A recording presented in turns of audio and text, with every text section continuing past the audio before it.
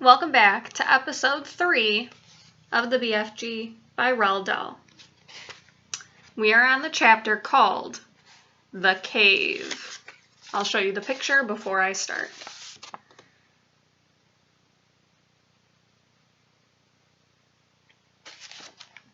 The giant ran on and on, but now a curious change took place in his way of running.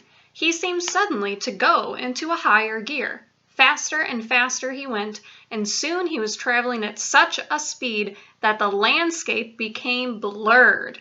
The wind stung Sophie's cheeks. It made her eyes water. It whipped her head back and whistled in her ears. She could no longer feel the giant's feet touching the ground. She had a weird sensation that they were flying.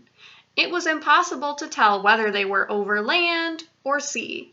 This giant had some sort of magic in his legs.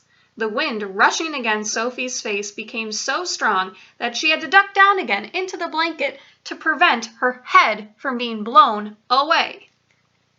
Was it really possible that they were crossing oceans? Certainly felt that way to Sophie. She crouched in the blanket and listened to the howling of the wind. It went on for what seemed like hours. Then, all at once, the wind stopped its howling. The pace began to slow down. Sophie could feel the giant's feet pounding once again over the earth. She poked her head up out of the blanket to have a look. They were in a country of thick forests and rushing rivers. The giant had definitely slowed down and was now running more normally, although normal was a silly word to use to describe a galloping giant. He leaped over a dozen rivers. He went rattling through a great forest, then down into a valley and up over a range of hills as bare as concrete. And soon he was galloping over a desolate wasteland that was not quite of this earth. The ground was flat and pale yellow. Great lumps of blue rock were scattered around, and dead trees stood everywhere like skeletons. The moon had long since disappeared, and now the dawn was breaking. Sophie, still peering out from the blanket, saw suddenly ahead of her a great craggy mountain. The mountain was dark blue, and all around it the sky was gushing and glistening with light. Bits of pale gold were flying among delicate frosty white flakes of cloud, and over to one side the rim of the morning sun was coming up red as blood. Right beneath the mountain, the giant stopped. He was puffing mightily. His great chest was heaving in and out. He paused to catch his breath. Directly in front of them, lying against the side of the mountain, Sophie could see a massive, round stone. It was as big as a house. The giant reached out and rolled the stone to one side as easily as if it had been a football, and now where the stone had been, there appeared a vast black hole. The hole was so large that the giant didn't even have to duck his head in as he went. He strode into the black hole, still carrying Sophie in one hand, the trumpet and the suitcase in the other.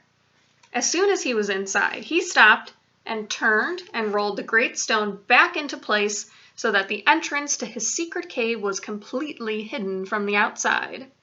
Now that the entrance had been sealed up, there was not a glint of light inside the cave. All was black. Sophie felt herself being lowered to the ground. Then the giant let go the blanket completely. His footsteps moved away. Sophie sat there in the dark, shivering with fear. "He is getting ready to eat me," she told herself. "He will probably eat me raw, just as I am. Or perhaps he will boil me first.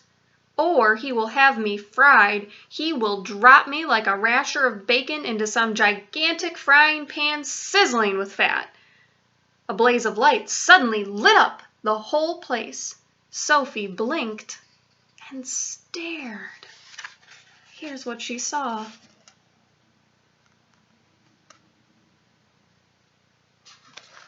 I wonder what's in the room.